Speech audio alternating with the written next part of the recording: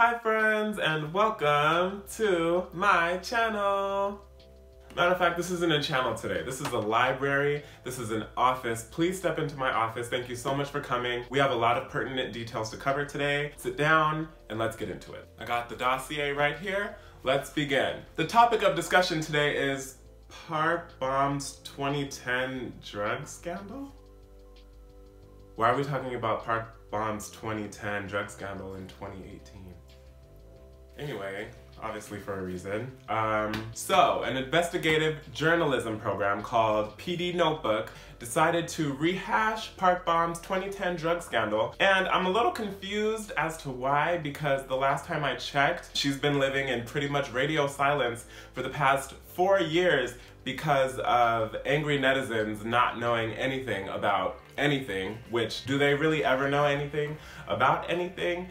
Not really. So after this woman's career and life was ruined by a drug scandal that happened 4 years prior to anyone even knowing it existed, which she was acquitted of, by the way, just wanted to throw that in there. This program decides that they're gonna bring it back up again, and at first I was really upset. I was just like, what the heck is this? Why are we talking about this? Can she please live her life? She hasn't done a single thing since 2014, okay? For the first couple years past 2014, we weren't even sure if she was alive, where she was, what she was doing. She lived quietly, okay? And she's still living quietly. She's done a couple lives here and there on Instagram, posted for, you know, her friends' accomplishments and birthdays, but other than that, she has not done a single thing. Why is she the topic of discussion, okay? But if any good came of this program, it was the fact that Park Bomb, 4 years later, after everything happened, finally decided to do an interview and discuss what happened and clear her name, which is something that I'm guessing YG as a company did not allow her to do before, which those thoughts are for a whole different video. Actually, no, those thoughts are for this video. I don't understand why they would not, one, stick up for her, or two, allow her to clear her own name. Like, did they think that this was some sort of press that they could ride and, you know, build hype for their next comeback? I don't know if they were unaware of this, but that's generally not how Korean media works. In America and Western media, the rule is any publicity is good publicity. As long as your name is in the tabloids, people will buy your stuff. A scandal in Korea is pretty much grounds for your entire career's cancellation. If you make it out alive, then you are one of the lucky ones. However, Park Bomb was not one of the lucky ones. And I don't know what YG was thinking to this day. I would love to get a statement from him and the company about this that actually makes sense. But I digress. We are here today to talk about her interview that she finally did after 8 years of this happening. I was scrolling on Twitter earlier and I got the notification that she had done an interview, and I was so upset. The amount of Korean I know is not enough to get me through that entire interview and article. So I had to patiently wait for an English translation because Naver's English translation option was, it wasn't working out for me. So now I have the evidence here in English, fully translated, and we're gonna get into it and read and give our thoughts. Okay, so she starts. An acquaintance contacted me, so I watched PD Notebook with my parents. They seem to be immune to the word drugs now, as they only sighed. It is so difficult seeing my parents like that. When the drug reports were first released, they asked, "Did you really do it?" But now they just sigh. You had her parents thinking that she was some sort of drug addict, which I think what people don't realize about celebrities is they have like actual lives and family and friends who are concerned about them, and when you come for them and try to ruin their career, you're gonna affect their relationship with people in their real lives as well. Anyway, let's continue. If I had done drugs even once, she says, I would not feel that it is unfair hearing such things. I really have never done drugs. I did get investigated, but I was not charged. This is a point that was like so big to me, is the thing happened in 2010. Nobody knew about it. She didn't get charged. She lived her life. 2014, it comes to light with false information, might I add, and all of a sudden she's a drug addict. Let's keep reading. I have a personal illness. I have had to take medication since my middle school and high school days. It is ADD, attention deficit disorder, which is an illness not well known in Korea. Edison, the king of invention, also had this illness. I did not know that. The name of the disorder has recently become known, but there is no correct medication for it, so I take medication for ADHD, which is attention deficit hyperactivity disorder. disorder. As it is not the right medication for it, it's difficult to endure the disorder. People in Korea, and everywhere for that matter, are pretty much unaware of the extent to which this illness can affect someone's life, so they really don't have any compassion nor sympathy with someone who is dealing with something. Mental health in general in Korea is a huge taboo. It is such a sensitive topic that not a lot of people are willing to come forward with it, and this is a prime example why. She comes forward with her illness and nobody has sympathy, nobody tries to understand her point of view. Instead, she's written off as a drug-addicted smuggler and her entire career goes down the toilet. Let's keep reading. I became known as a drug smuggler when I brought in Adderall. In the United States, it is a common medication used for the treatment of illnesses like the one I have. I can attest to that as someone who lives in the United States. That is a very true statement. It is something that happened partially due to my ignorance during the process of bringing it in, but it's frustrating when people say that this medication is 100% amphetamines, calling it drugs, but isn't it something that I can't not take to treat my illness? Apparently there was also some speculation regarding her age, saying that she was like 40 years old. This just feels like a witch hunt at this point. Like, they didn't get her with the drugs, so they're trying to find anything they can find to just bring her down and tarnish her name. I can't give up what I wanted to do the most and what I am best at because I am intimidated by misunderstandings. There you go, Park Bomb. I am thankful to YG, which has raised me. I also want to express my gratitude to producer Yang Hyun-suk.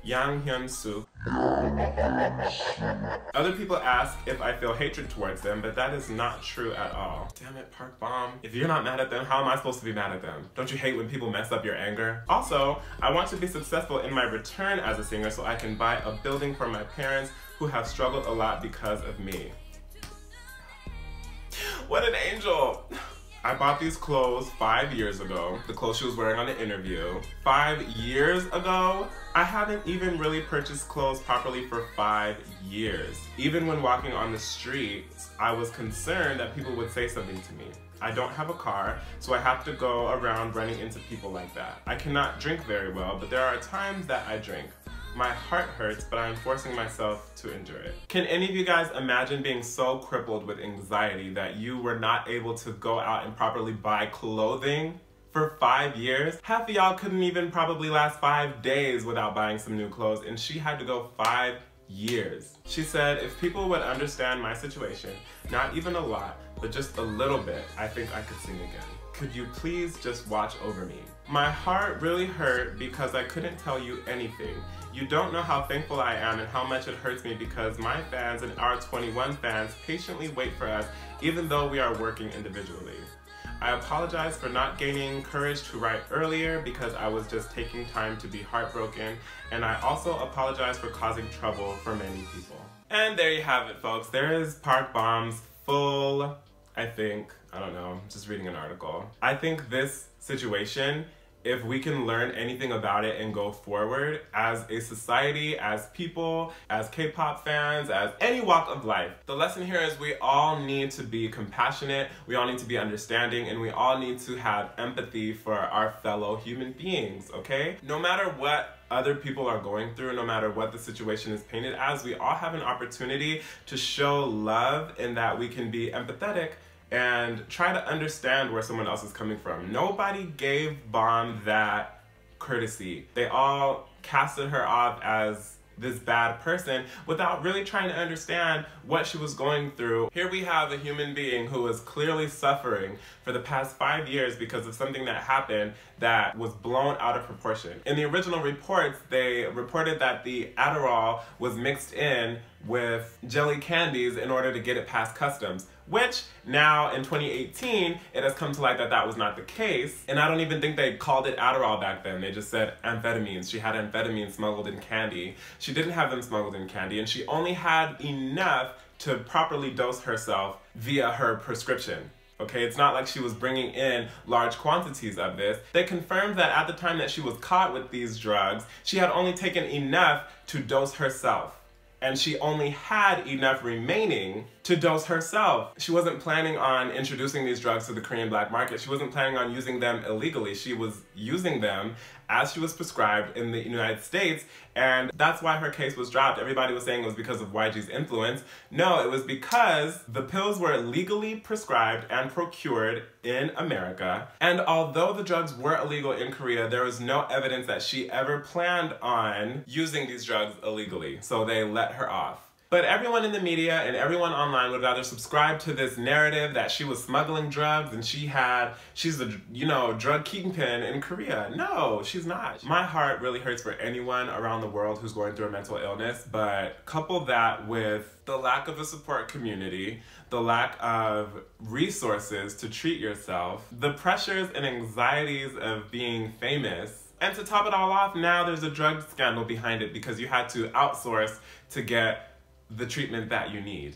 I think Park Bom is such an inspiring and strong person. I don't know many people in her shoes who would be able to find the courage to return to that platform again. I don't know if I would have it in me, to be honest. I don't know how I would react to that, and I'm so happy for her finding her voice after all of these years, and I really pray that everyone out there can have a little bit more compassion to her and to the next person. This is not going to be the last time a K-celebrity comes out with having a mental illness. This is not going to be the last time someone does something that you maybe don't personally understand. I just hope that anybody learning from this experience will be able to pay it forward to the next time and give someone a little added kindness. One last thing I do want to say about this. I've seen a couple people out there who say, well, I have ADHD, I have depression, I have this and that, and it doesn't affect me that way. I don't have to act like this. I don't take Adderall, blah, blah, blah, blah, blah. It is extremely arrogant to think that your experience is the ground rules, is the blueprint, is the basis for everybody else's experience. Just because you don't personally experience something does not mean that other people do not and cannot experience that thing. You need to pull your head